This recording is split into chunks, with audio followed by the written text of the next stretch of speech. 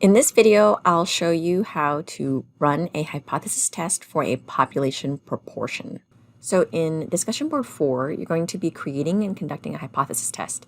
You get to choose if you want to do a mean or a proportion. And so in the instructions, I have hyperlinked worksheets that you can use to guide your process. So if you click on this hyperlink here to hypothesis test of a proportion, it will take you to a Google Doc here that has all the steps. And to download your own copy, you'll go to File, and then you can make a copy into your own Google Drive, or you can download a Word version, whatever you prefer working in. All right, now keep in mind, depending on your device, when you download the file, especially if it's into a Word or Excel or anything, you might get a yellow banner up at the top that says Enable Edit. Make sure to click the Enable Edit button so that you can actually do things with the document. But anyway, here I am. The way I have the worksheet laid out, it has all of the components for you set up, so you just have to go through it step by step. And again, this should feel very familiar. You did this in chapter 9. We're just now doing hypothesis testing with the project data as opposed to data from the textbook. So when I'm conducting a hypothesis test of a proportion, I have to figure out what characteristic or attribute I'm interested in studying or understanding.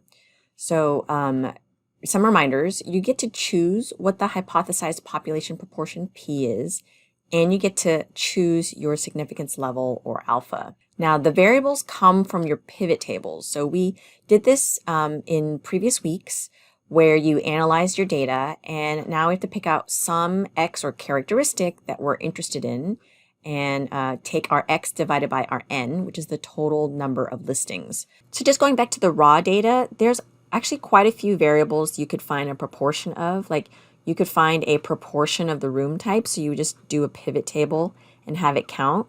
So for instance, my Montreal data set, I created a pivot table just on that variable. So I did the room type in the rows here, and I did the room type in my values, and I made sure it's count, not sum. And then so it counted that there are, 5,324 listings that are entire home apartment out of my total listings in Montreal of 6,468. So you can see this is based off all of Montreal, not just Ville Marie. Like, you can also do it by like the neighborhood cleansed. So if I do a pivot table of, I drag the neighborhood cleansed in the rows, and I drag the neighborhood cleansed in the values, it gives me a count. So then you can see there's Ville Marie, there's 1914, and I could do a sample proportion of Ville Marie out of all the listings. So there's my X and there's my N. I can also do it by accommodates. So again, the number of people that a listing can accommodate. So again, just making that quick pivot table and then hitting OK. I can take my accommodates and drag and drop that in rows. So you see it accommodates one person up to 16, and then drag and drop accommodates in values. Now notice it does sum. I don't want sum, so I'm going to double click this and I'm going to turn it into count. And then now I have the count of accommodates. And so maybe I'm curious, what proportion of listings is for, solo and couples travelers. So I could add these two numbers and take that and divide it by my total. Or if I'm interested in larger groups, maybe I'm interested in anything that, can fit 3 or more people. So I would add up all these numbers, and then that's my X, and then my N is the 6,468. So you can get really creative with proportions, but you have to decide what's that characteristic, what's that X that you're interested in. So I just wanted to give you some options here to consider. So here's my data set of Ville Marie. I've already cleaned it and organized it, but for instance, I need to pick out something I could find a proportion of. So I'm looking at variables that are categorical in nature, qualitative in nature. And the one I'm going to test is the very last one at the end, called instant bookable. And all that means is that Airbnb will allow people to instantly book the Airbnb without having to check in with the host. And it's useful for people that are booking last minute trips. So if we look at the discussion board 4 and I explained my hypothesis test, I'm going to conduct a hypothesis test of the proportion of listings in the Ville Marie neighborhood of Montreal that are not instant bookable. If we go back to the Excel file, you'll see that there's only two options, F for false or T for true. So not instant bookable is anything with the letter F, and that's the X that I'm interested in. And so I'm going to hypothesize that more than 50% of the listings are not instant bookable. And I'm choosing this hypothesis because I want to understand the customer behavior as it relates and potentially impacts my business. Because with more not instant bookables, that means the majority of visitors plan their trips in advance. I think that's the case. At least that's how I am. I tend to plan my trips well in advance and book things. And so if this is true, then the visitors would likely book a tour like mine in advance as opposed to doing last minute reservations. So I'm going to be setting this up as an upper tail hypothesis test because I'm interested in more than 50% of the listings being not bookable. So my null hypothesis states that the proportion of not instant bookables is going to be less than or equal to 0.5 or 50%. And the alternative hypothesis that I'm actually testing for states that the population proportion is going to be greater than 0.5 or 50%. And so going back to my data set, the easiest way to find my X and my N is to use a pivot table. So I'll go ahead and just click somewhere in my data set. Again, this is my already cleaned Ville Marie only. So be careful that you're using the data that you intend to use. I'll hit Insert and then Pivot Table. And it's selecting everything. I'll go ahead and hit OK. And then that instant bookable was the very last one. So I'll go ahead and drag and drop my instant bookable into the rows and drag and drop my instant bookable into the values. Because one, we can see over on the left, I have a F and a T for false and true. And as soon as I drop the instant bookable in the values, I now get a lovely count. That means 990 of the listings were false, meaning not instant bookable, and 680 of them were instant bookable because that's the true. In total, I have 1,670 in my sample size. So the 990 is the X that I care about, and my grand total of listings, that's how many listings I have for Ville Marie, is the N. That's my sample size. So to find the sample proportion, or my p-bar, I'm just going to take equals 990 divided by my sample size of 1670. Okay, and then I'll just round it out to 4 decimals. Whenever we're working with proportions, always go out to 4 decimals because at some point I have to turn this back into a percentage when I'm talking to people. And if you imagine turning this into a percentage, I'm going to move that decimal over a couple spots, and that will change my numbers a little bit if I round too soon.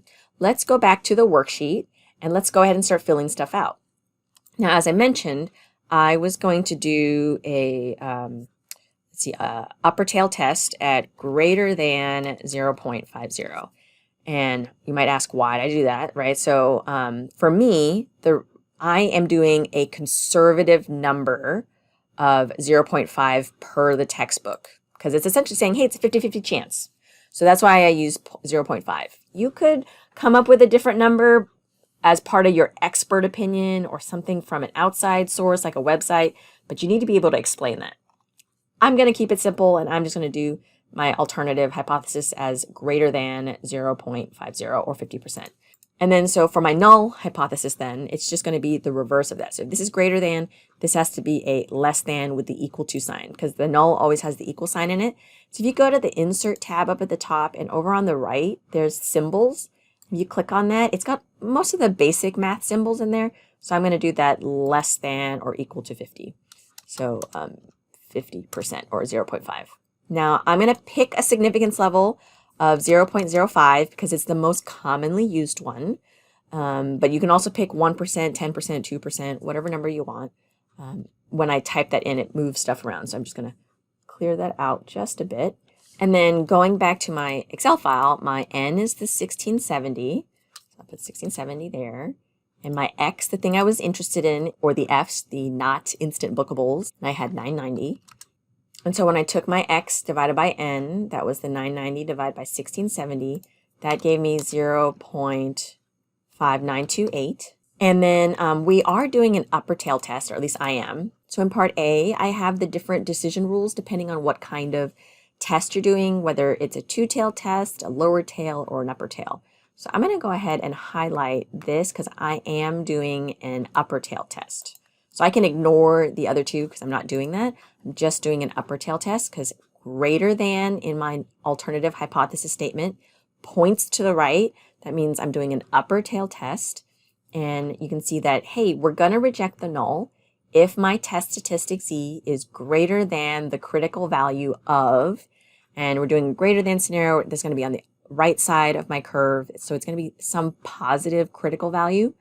And I give you the formula right here to find it. So let's go ahead and use Excel to find that critical value. I'll do equals norm.s.inv parentheses 1 minus our alpha. And recall for my alpha, I chose 0.05 because it's the most commonly used one. And once I'm ready, I can hit enter. And so my critical value, and I'll use Excel to help me round.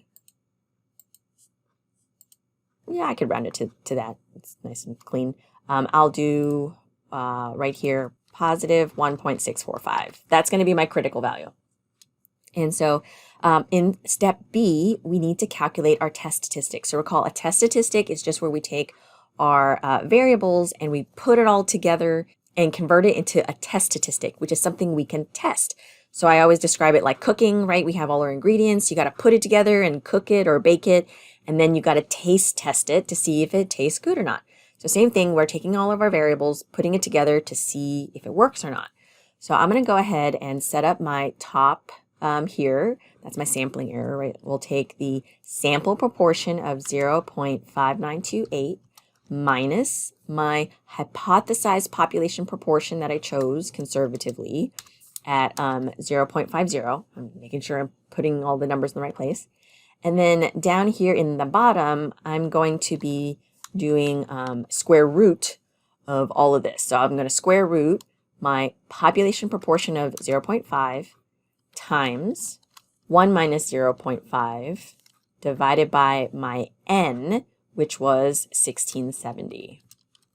And then closing parentheses, I'm going to always solve my top and my bottom separately because I don't want to accidentally make a mistake with my order of operations. So let's do the top and then the bottom here.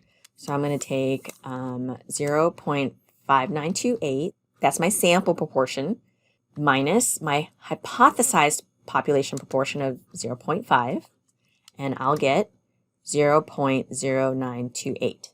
Then I got to do the bottom, which is going to be equals square root, and I'll take the 0.5 times parentheses 1 minus 0.5, close parentheses, and divide by my n of 1670, close my parentheses one more time, and then hit enter.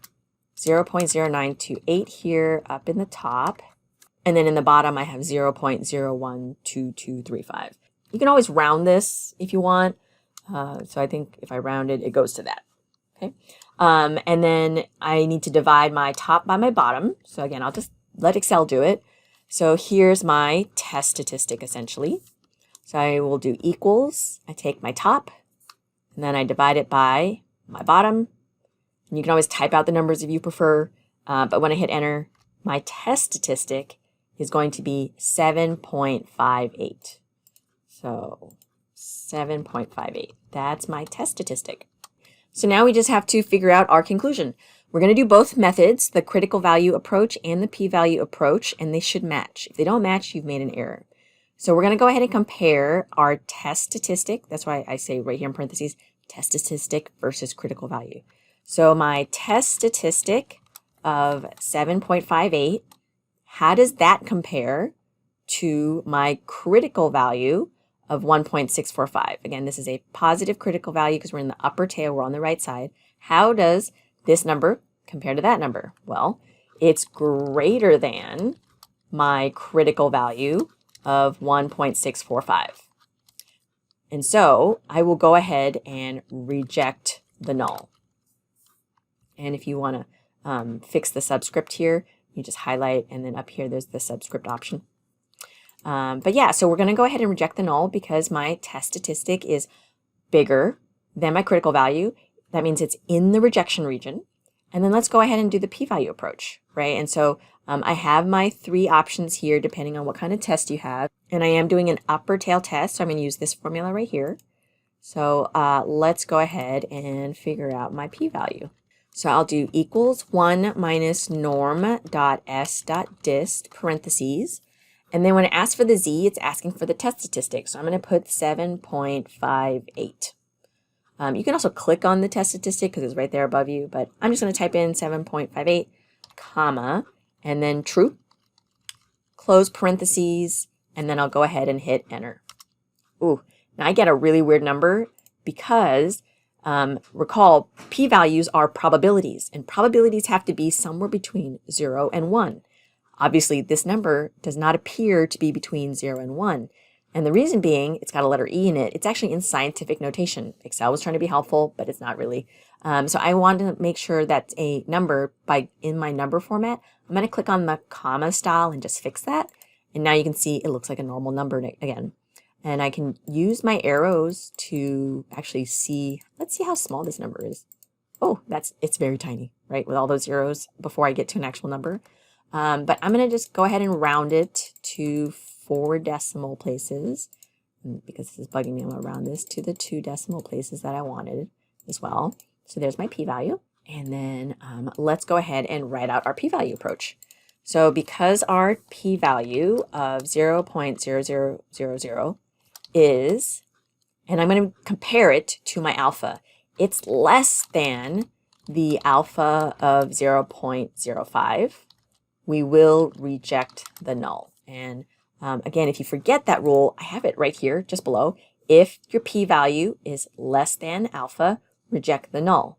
And my p-value of 0.0000 is smaller. It's less than that alpha of 0.05 that I chose. And all that means is our p-value is so small, so tiny, it fits in the alpha. It fits in the rejection region. And so we're going to go ahead and reject the null. It's very small odds of happening, but it happened. So you can see both methods resulted in the rejection of the null. In your discussion board 4, in addition to explaining how we came up with the hypothesized population proportion, you also need to explain the implications of your conclusions that you found in parts C and D in terms of business decisions. What's the so what behind rejecting the null here? And so I explained that in my example in the discussion board 4, so you can check that out. So if you have any questions, just let me know.